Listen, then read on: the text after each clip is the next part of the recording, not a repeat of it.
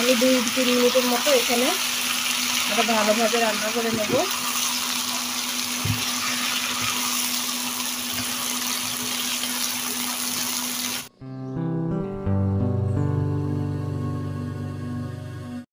আসসালামু আলাইকুম, good morning, welcome back to my channel Razia blog and cook.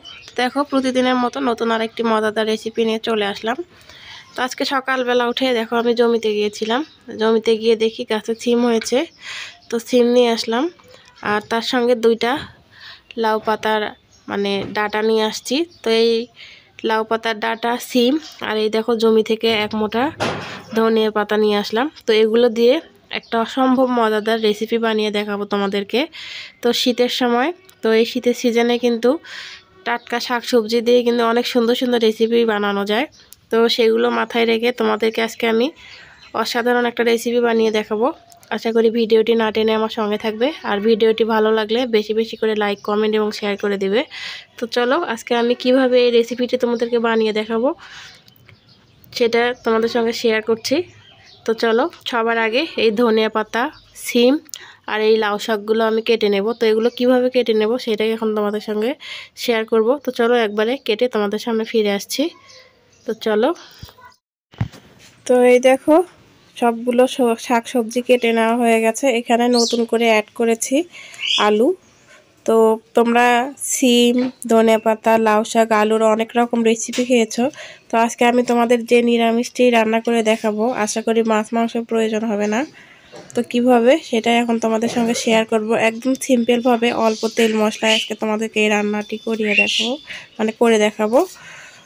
তো চলো এগুলো এখন ধুয়ে রান্নায় যাওয়া যাক। তো বন্ধুরা, আমি আবারও বলছি, আমার এই ছোট্ট ভিডিওটি যদি ভালো লাগে তাহলে বেশি বেশি করে লাইক, কমেন্ট এবং শেয়ার করে দিও। তো চলো এগুলো এখন রান্না করা যাক। তো দেখো শাকগুলো কিন্তু বসিয়ে দিয়েছি অলরেডি। তো এটাতে কোনো পানি ব্যবহার করব না। আর কি কি আমি ব্যবহার করছি এই রান্নাটাতে সেটা তোমাদের সঙ্গে এখন শেয়ার করব। তো দেখো এখানে একটা আমি বড় সাইজের পেঁয়াজ কুচি করে নিয়েছি, দিয়ে দিলাম।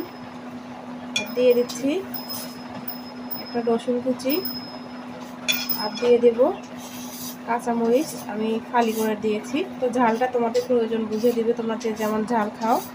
তো এগুলো দিয়ে দিলাম।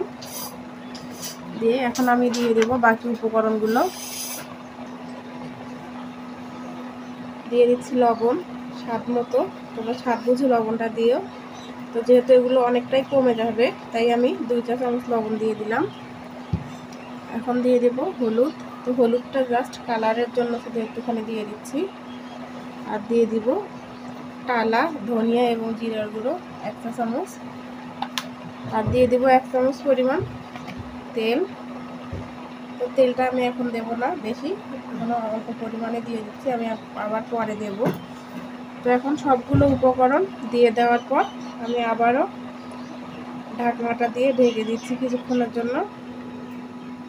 জাস্ট কমে আসা পর্যন্ত অপেক্ষা করব। আমি কোনো রকম পানি ব্যবহার করব না এটাতে। তো এখন আমি ঢাকনাটা আবারও সরিয়ে নিচ্ছি। তো দেখো অনেকটাই কমে গেছে। তো এখন আমি উল্টে পাল্টে দেবো খুব সুন্দর করে। তো দেখো আমি কিন্তু কোনো রকম পানি দেই নাই, তারপরেও কিন্তু অনেকটা পরিমাণে পানি বেরিয়ে গেছে। তো তোমরা কিন্তু জানো শাক থেকে কিন্তু পানি বের হয়, তাই আমি পানি দেইনি। তাই আমি এখন এগুলো ভালোভাবে নেড়ে চেড়ে নেব।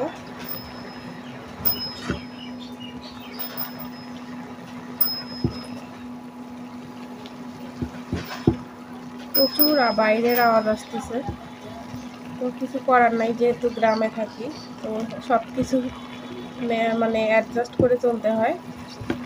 তো খুব ভালোভাবে আমি নেড়ে চেড়ে নিচ্ছি, আওয়াজ আসতেছে। দেখো সুন্দর করে নেড়ে চেড়ে নেওয়া হয়ে গেছে। এখন আমি আবারও ঢাকনাটা ঢেকে দিচ্ছি। আমি এইভাবে এখন এগুলো সেদ্ধ করে নেব খুব সুন্দরভাবে। দেখতে থাকো, আশা করি তোমাদের ভালো লাগবে। তো আমি রিকোয়েস্ট করব একবার হলেও বাসায় এইভাবে ট্রাই করার জন্য, আশা করি তোমাদের ভালো লাগবে। তো দেখতে থাকো। তো আমি ঢাকনাটা এখন সরিয়ে নিচ্ছি। তো দেখো পানিটা কিন্তু একদম শুকিয়ে গেছে এবং সিম, আলু, শাক সব কিছু কিন্তু খুব সুন্দরভাবে সেদ্ধ হয়ে গেছে। তো এখন আমি নামিয়ে নেব। নামিয়ে এখন তোমাদেরকে সোমবারে দিয়ে দেখাবো, বাগার দেবো। তো চলো এখন এগুলো আমি নামিয়ে নিচ্ছি। তো দেখো চুলায় আবার একটা ফ্রাই প্যান দিয়ে দিয়েছি। এটাতে আমি এখন দিয়ে দিব 1 কাপের 4 ভাগের 1 ভাগ তেল। তো তোমরা যতটুকু তেল খেতে পছন্দ করো, যদি বেশি পছন্দ করো তাহলে বেশি দিও, যদি কম পছন্দ করো তাহলে বেশি, মানে তোমাদের অপশনাল, কিন্তু একটু তেলের পরিমাণটা বেশি হলে এটা খেতে কিন্তু মজা লাগে। তো দেখো আমি আগে যেহেতু বলেছি আমি তেল মশলা কম করে দিয়ে রান্না করব। এখন এটাতে দিয়ে দিচ্ছি 1 কাপ পরিমাণে পেঁয়াজ আর রসুন কুচি দিয়ে আমি ভালোভাবে এগুলো ভেজে নেব একদম ব্রাউন কালার করে। দেখো এগুলো ব্রাউন কালার করে ভেজে নেওয়া হয়ে গেছে। এখন আমি এটাতে একটু ফোড়ন দিয়ে দিলাম, মেথি আর হচ্ছে কালো জিরা। তো এখন এগুলো ভাজা হয়ে গেছে। এখন আমি সবজিগুলো দিয়ে দিলাম, দিয়ে খুব ভালোভাবে এগুলো নেড়ে করে ভেজে উঠিয়ে নেব। আমি 2-3 মিনিটের মতো এখানে এটা ভালোভাবে রান্না করে নেব।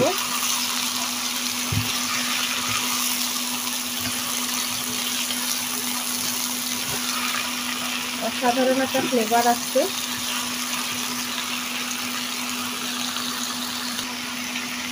দেখো 2 থেকে 3 মিনিট আমি খুব ভালোভাবে এগুলো আরও রান্না করে নিলাম।